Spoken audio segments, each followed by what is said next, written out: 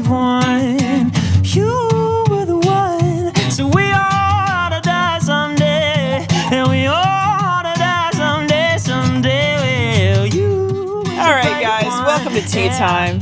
Hey, if you guys want to hear about how good Lee is at eating women out, go over to our Patreon. Yeah, because Lee told us some tips and tricks that made us a Squirtosaurus Rex over there. We had a wild time over on Patreon, guys. And we'll just get right into the damn stories. Yeah, Hunk, wasted no time today, huh? Hunk, can you articulate what this prompt? It's getting jumbled in my head. This prompt is called freaking say it to my face. Anything that you want to say to somebody's face that you can't, well, you can say it here.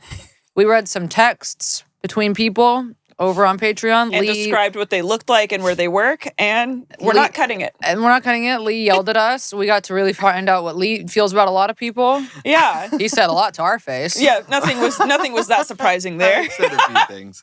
Yeah. And then we got into a border, I don't know. It was kind of like an earnest fight at the end, but I thought it was good. All right. Your man f***ed me the day your dog died. Honk, I'm just going to jump in. Please. Hey, Honks and Lee. Longtime listener, first-time story writer. Ooh. I saw this prompt and I had to write in.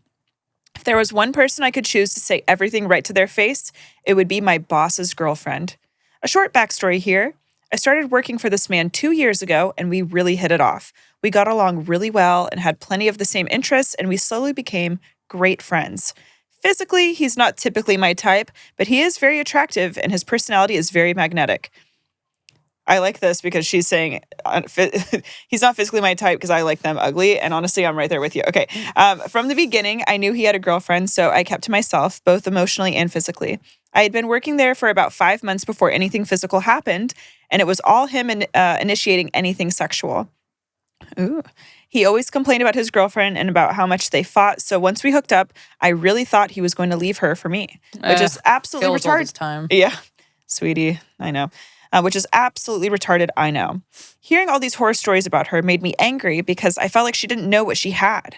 This man, well, she has a cheating piece of shit is what she has. Yeah, literally. So don't worry, sis.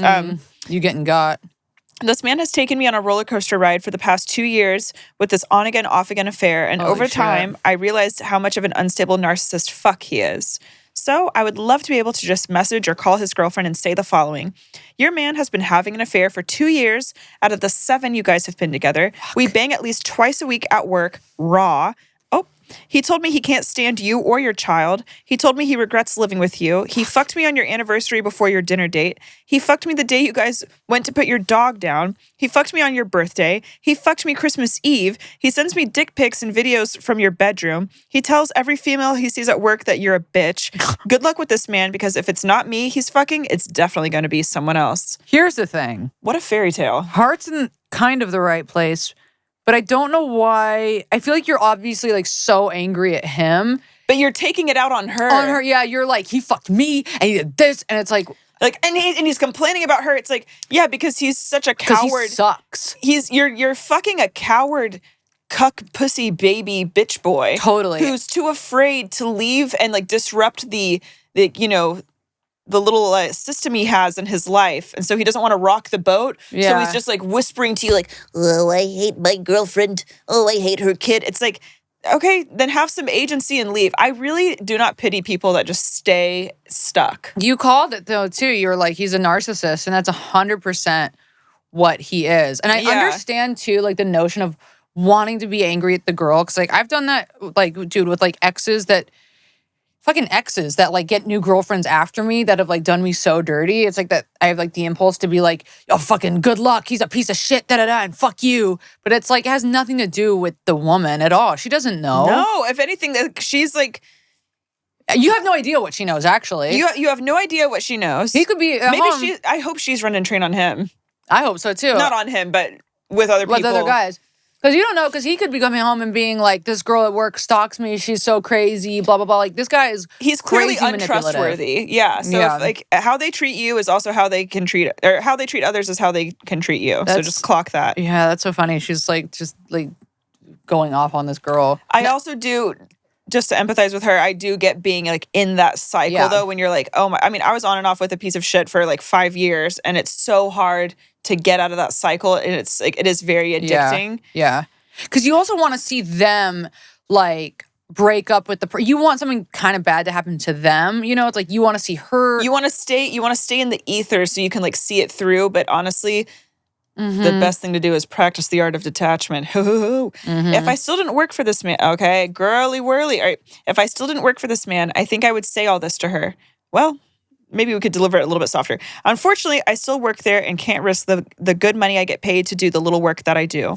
I'm also a total spineless jellyfish person and fall for his bullshit every time he hands it to me. Yeah. Anyway, it felt good to get that off my chest. Thanks for being amazing and beautiful. I love all three of you. Love you. Sis, we love you. We're praying for your ass. And honestly, it would be great if you could...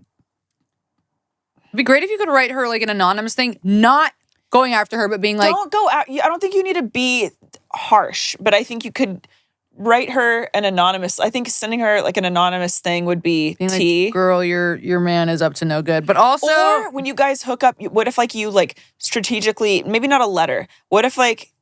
you put like your underwear in his briefcase, or like, I don't know, like what you like left a clue is what I'm trying to get at. You know what I'm saying? Because women, we be noticing. Get chlamydia. Okay. Fuck him raw. Have him give her chlamydia. Why not something a little bit more serious? HIV. Get HIV. We know a guy. HIV. We know we'll a call guy. Matt LeGrand. We'll call Matt. Yes, we'll call Matt LeGrand.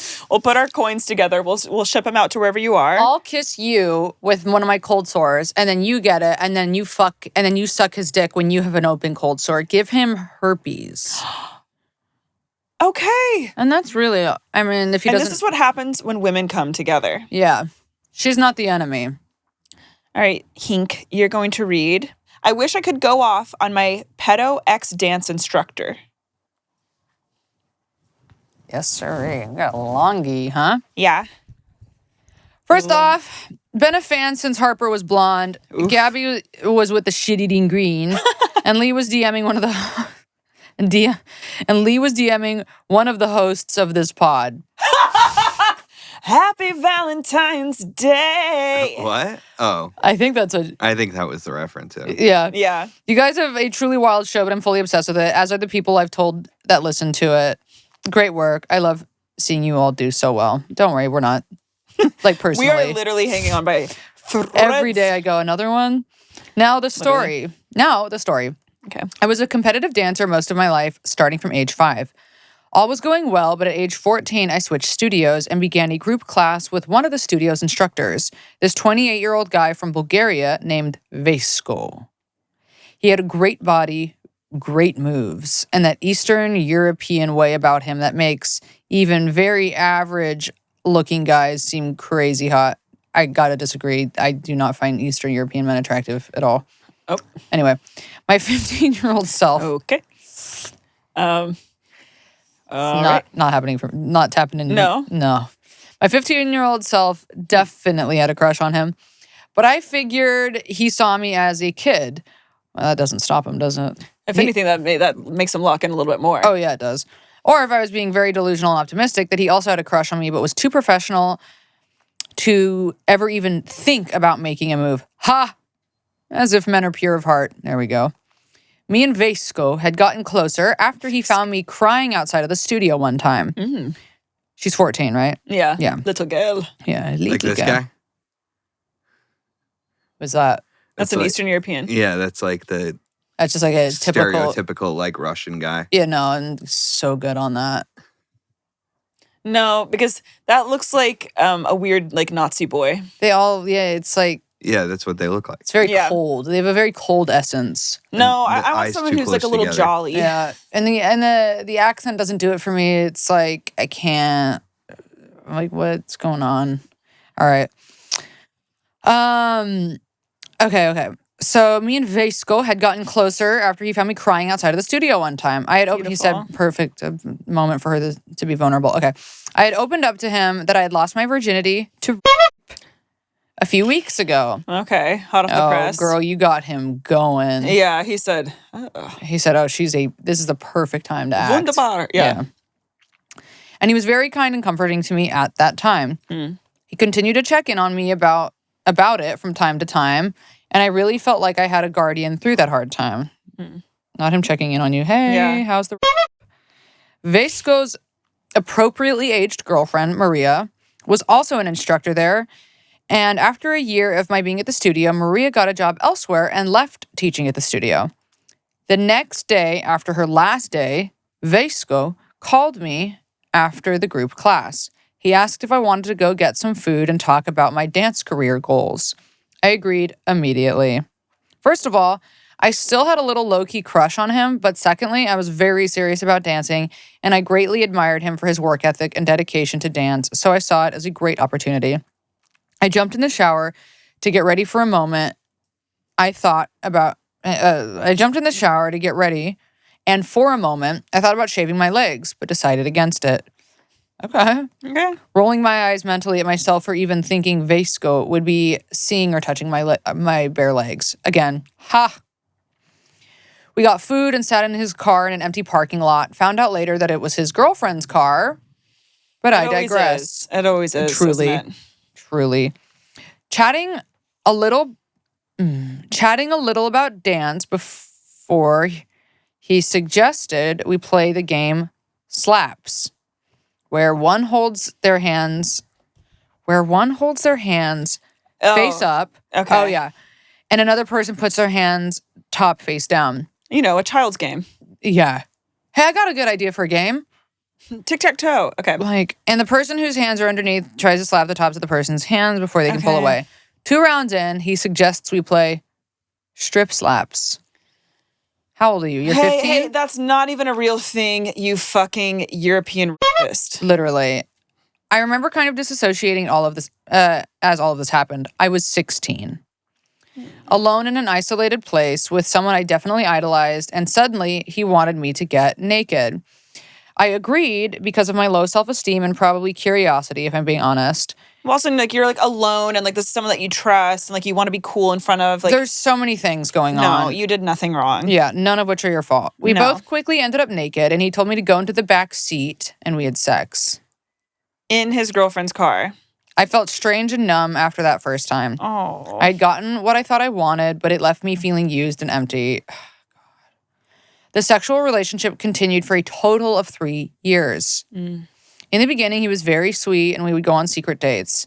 He said he had left his girlfriend, found out a year in. That wasn't true. Oh my God, not this and the first story being like the same. I know. But me and him had to be secret because of the dance studio and my age. I went from feeling used to happy, but little by little, he got very controlling and nasty. He would text me at random times to come to the studio to have sex with him. He would go down to the storage basement if it was during business hours. If I told him I couldn't, he would be very insulting to me on the next lesson and overly hard on me. He would tell me to do the routines over and over till my feet literally bled as his payback for not being available. Jesus. He would tell me this is how it is if I wanted to be a champion. I was too young to understand it was just him being awful and controlling. I would leave parties or hanging out with friends to be available to him. I would leave straight from school to go to him and lie to my mom that I was stuck in traffic. I lost friends and damaged my relationship with my mom due to all the lying. He would tell me how he wanted me to do my hair, cut and color, what to wear to the studio, and also when we would hang out, what underwear to have on, etc. It then went to how much weight I needed to lose. I was 5'3" and 110 pounds, but he would tell me to stand in the mirror with my legs together, and he would stand behind me and pull the skin on each of my thighs apart until there was a thigh gap. Okay. And tell me that's how my legs needed to be. Oh my God. Ew. I started, and this is why Eastern European men are not to be trusted. I started working at the studio per his suggestion, and on my breaks, he would take lunch out of my hands and throw it away if it wasn't something he approved of. This man needs to be in jail. I was his little customizable sex doll, but because of past sexual trauma and young age, I went along with everything he asked. What was the age gap again? She's 16, and I mean, if he's like the teacher, he's got to be. She didn't say how old he was, right? No, I I don't don't think so. she did. But he's got to be like late 20s, early 30s. At first I was thinking it was 14 and 20, but that's a story we read on Patreon. So she's, yeah, I don't know. She's also attached pictures at the end. I felt awful and anxious, but his sexual interest in me, praise for being obedient, and the mature sex he gave me would give me a high that made me stay. I was addicted to the attention and finally feeling special because of someone who I thought was special wanted me. He also gave me a steep discount on dance lessons, and I was afraid that if that would stop if I stopped sleeping with him. It totally would have. Finally, a little after I turned 19, I couldn't take the control and the mean things he would say anymore. The final straw was him telling my near anorexic self that if I wanted to look sexier and better and place better in competitions, that I should gain weight and that I owed him money from a dance class I ended up missing due to my period. I just snapped. I took off my dance shoes in the middle of the studio and threw them at him. We both just stared at each other. I don't know who was more shocked. Some of the people practicing stopped and were staring too. I didn't say another word to him or anyone. I didn't pick up my dance shoes. I just grabbed my bag and left, and I never saw him or heard from him again. Wow. The dance studio owner tried to contact me for about 2 weeks, but then she stopped. I never even went to pick up my last paycheck. It was like I was suddenly amputated from that chapter of my life. Not closure, no next steps. What I wish I could say to him, Veshko, you ruined my confidence for so many years and nearly killed the joy I found in dance. You are not an inspiration. You are a cancer. You are not special nor smarter than anyone. You are not special nor smarter than everyone like you think. You are a negative-minded egomaniac, and I'm so glad that you are broke without a girlfriend and without a job or career now. You know what? And it always catches up with them. Mm-hmm. It is exactly what you deserve. And since you believe in karma, I hope you realize how shitty the universe thinks you are because of how your life went/is going. I hate you for all the mean shit you used to say to me. I hate you for grooming me. I hate you for taking away aspects of my youth by being your fuck doll. I hate you for manipulating me and making me doubt myself. I am so much better than you in every way. Yes. And I know now that you couldn't stand someone being more special than you. So you did everything to break me, but you failed. You old, balding, Bulgarian piece of shit. And girl, get them where it hurts. The balding, when you say that they're balding, that fucking gets them. Have a great time watching what's left of your dreams shrivel up and rot. You have no friends and no support system. And that is all by your own hand. Why don't you try drinking bleach? And by the way, you owe me money for my dance shoes. Period. And also, he owes you money for emotional labor. Yeah, he owes you money for therapy. He owes you money for, honestly, just like ruining your life. You know what? Normalize Venmo he requesting. didn't ruin her life. No, not ruining your life, but just like, yes, creating so much havoc. Hindering it for a time. That's what I meant. Thanks for having your podcast. It really makes a positive difference in people's lives. And thanks for being my therapy for letting me write all this in. I'm now 29 and have been dancing with someone else for 5 years. My dance skills have changed. I mostly do it for fun now, but I'm glad to still have it in my life. Attached are some pics of me and Veshko dancing together. One of me working out. I'm the one standing on the ball from the time period when he was telling me to lose more weight, and one pic of us at some competition. The last two are me now, one mirror pic and one of me dancing with my new instructor. Please don't show the pics on the episode, even if it's Patreon. You are beautiful and stunning and in such good shape. And Can I see? yeah, this man looks like Jerry fucking Seinfeld with a ponytail.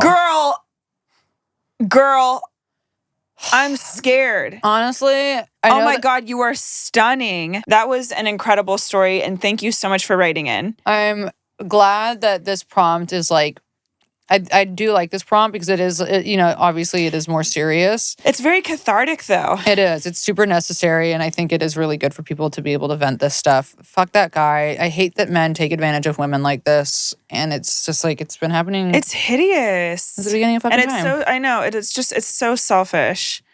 It sucks because it's like, also I feel like he is obviously a predator, and it's like, are you supposed to take legal action with that and be like, he was grooming me as a child? And so I wonder, and just like make sure he's not around kids anymore. But I also know that there's that can also be very bleak as someone who did take legal action against someone who assaulted me.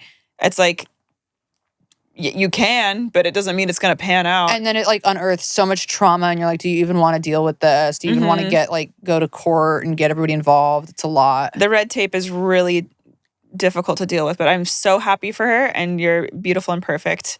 Hey, honks, wherever you're listening to this godforsaken podcast, if you could just throw a little like, throw a little subscribe action, that would be awesome. And it really helps us grow this podcast. And if you're feeling kind of like a nasty bitch, you can head on over to our Reddit and talk shit about us with the masses. All right, back to the episode. Okay, we're going to switch gears. My insane middle-aged coworker is obsessed with me. Lee. Another fairy tale. Oh, well, hi, honks and wide wiener Lee. Hey. Fuck. So I have true. some shit to say. So for some context, I work with an insane woman named Paula. Paula is 50 years old. That's my dad's girlfriend's name.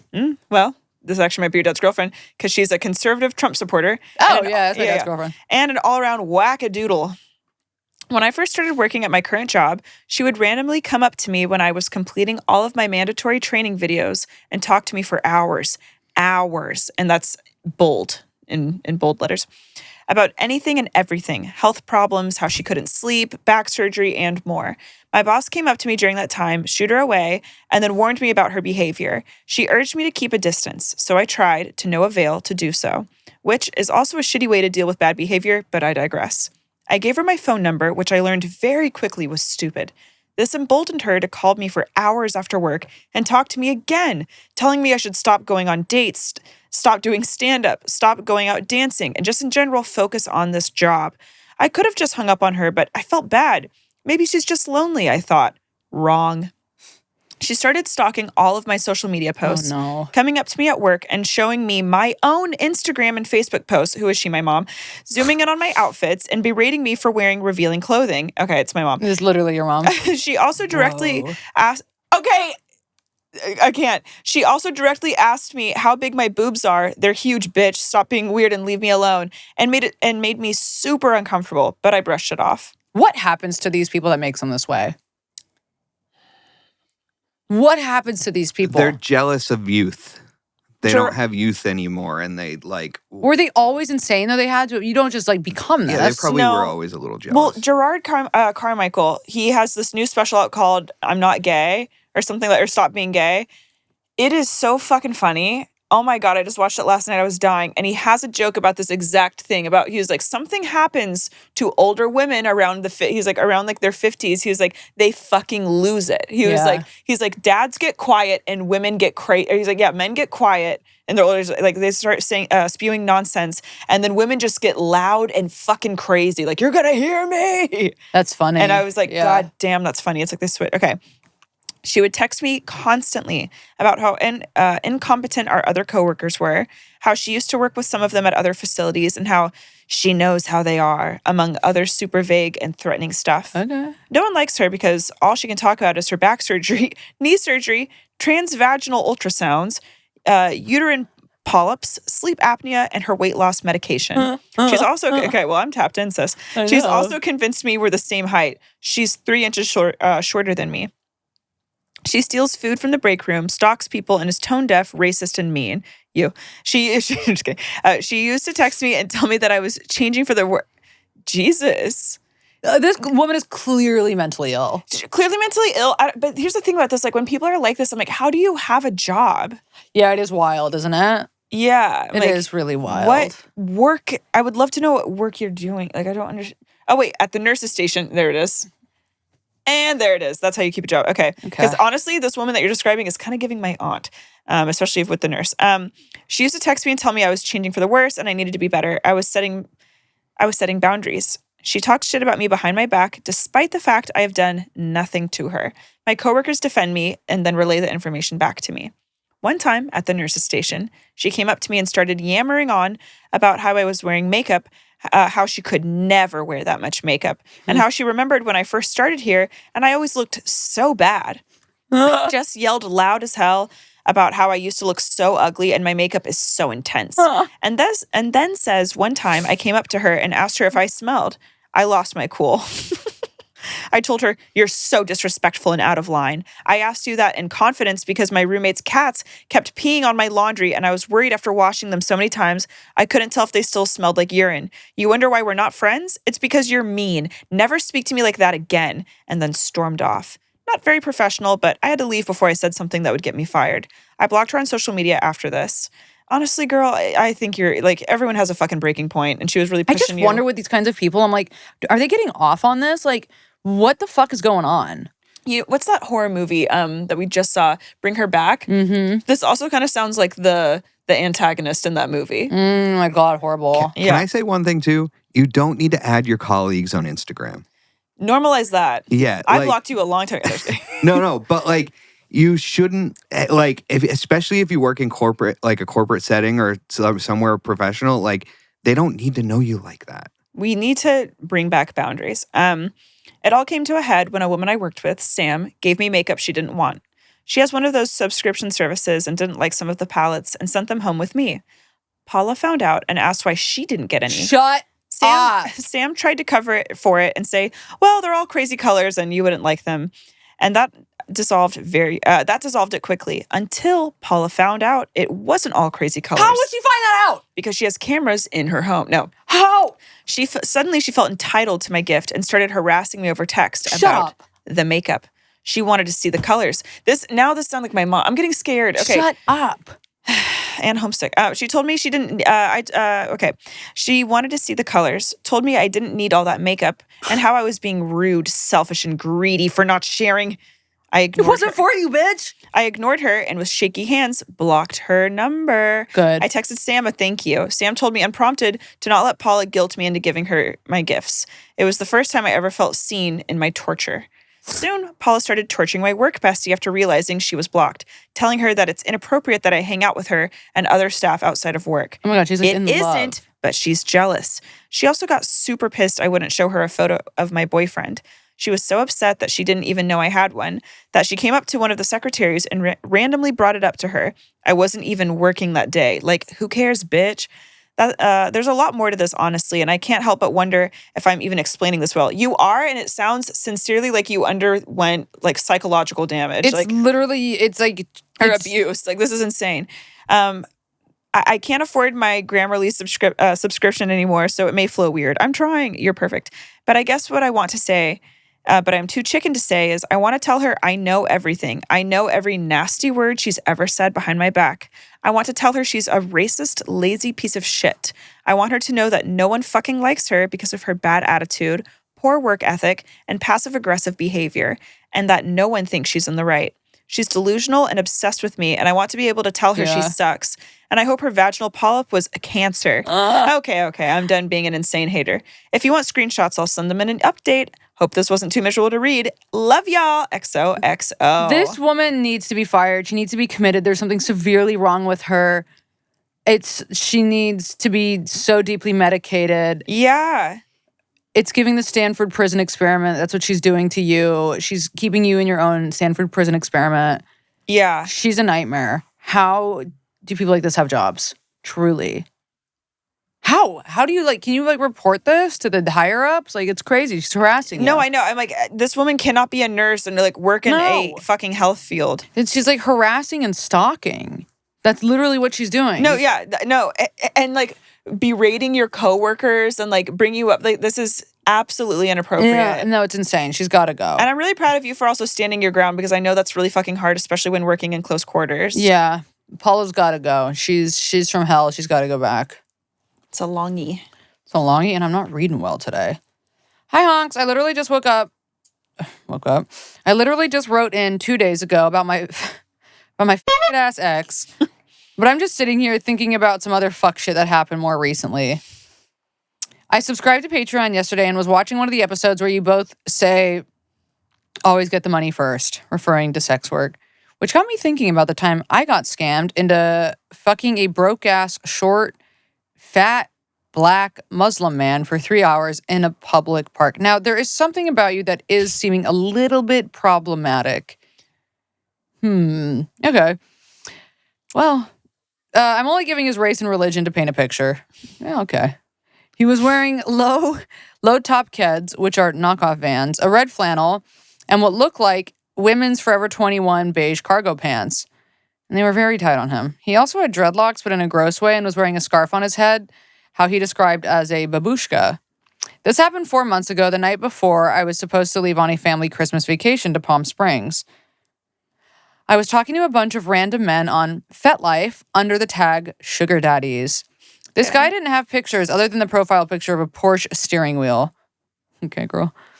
We began talking and I guess hitting it off. We decided to meet up at a bar around 12 a.m. I didn't know what he looked like, didn't know who he was or his name, but I thought, yeah, let's do this. What was I thinking?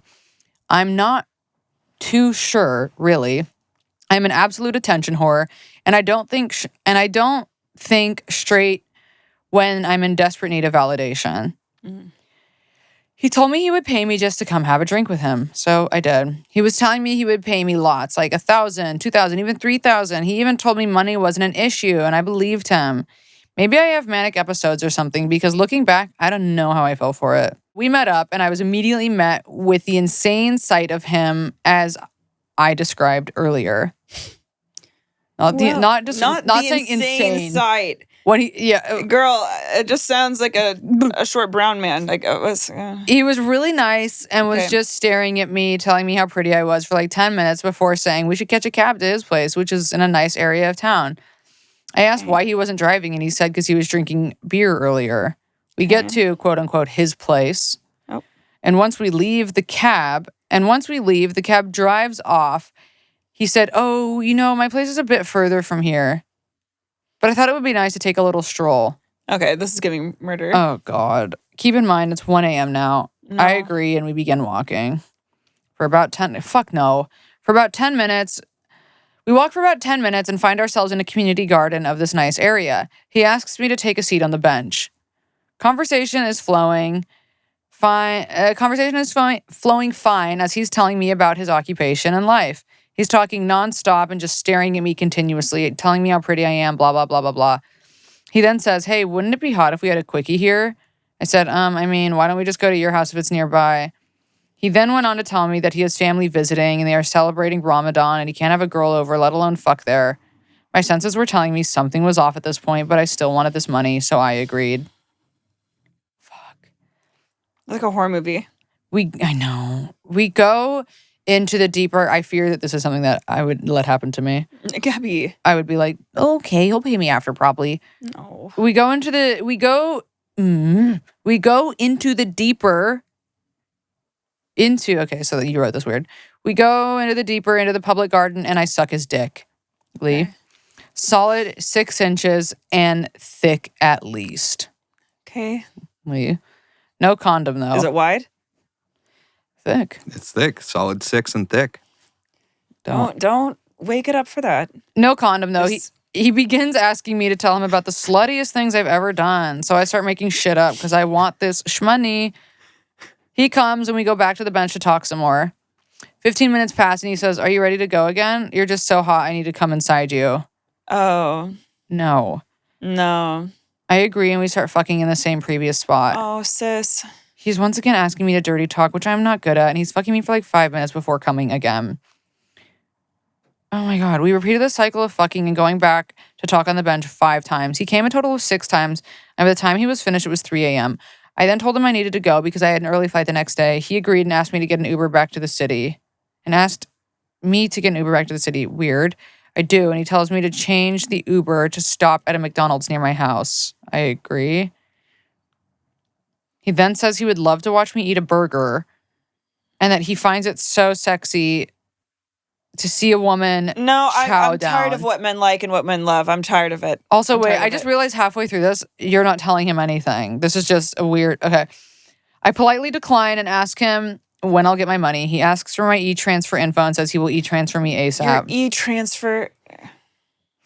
I drop him off at the McDonald's and never heard from him again. Yeah, girl. Holy fuck. Girl, come on. This whole interaction cost me a $40 Uber, $50 Plan B, and my sanity.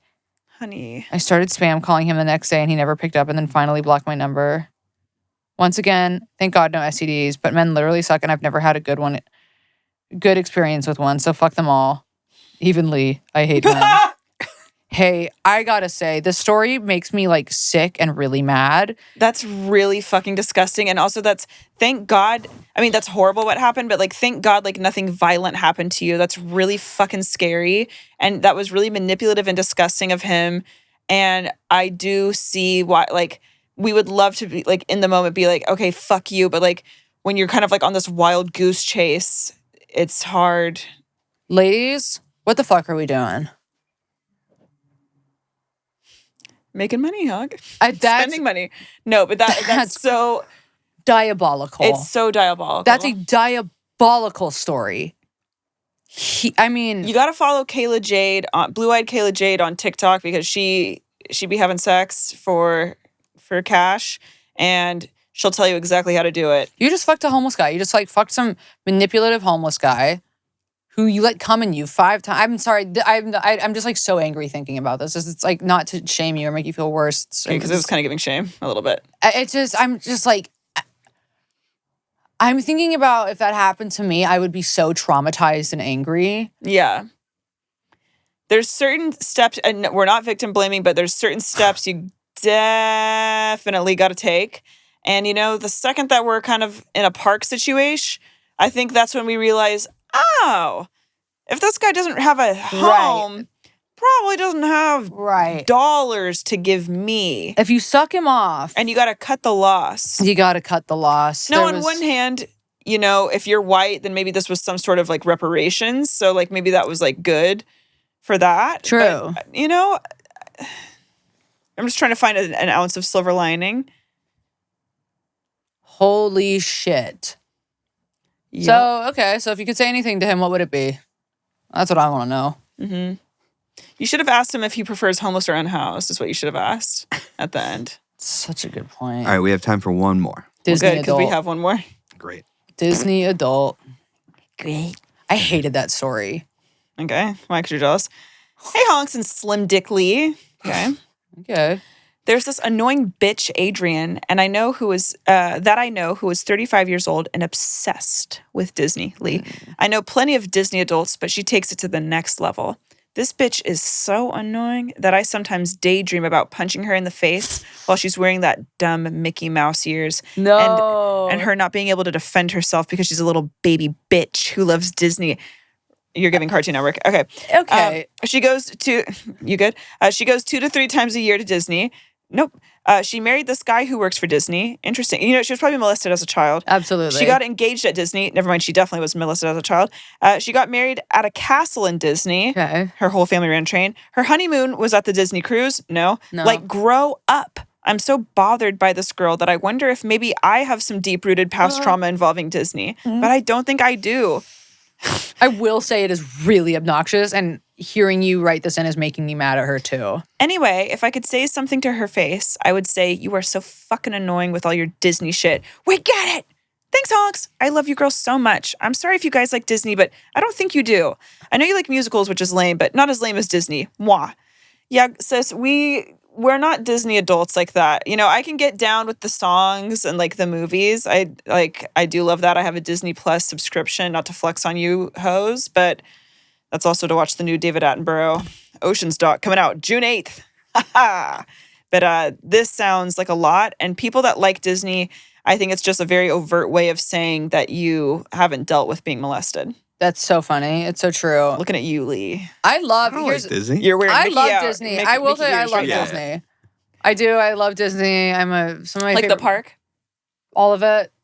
Okay. I love Disney movies. I'm kind of a Disney head, but I'm not a Disney adult. I think that there's a difference. There is a difference, because that's what I'm saying. And the few times I've been to Disney, I had a lot of fun. I didn't feel like it was like whack or weird. Like, it was fun. It was cute.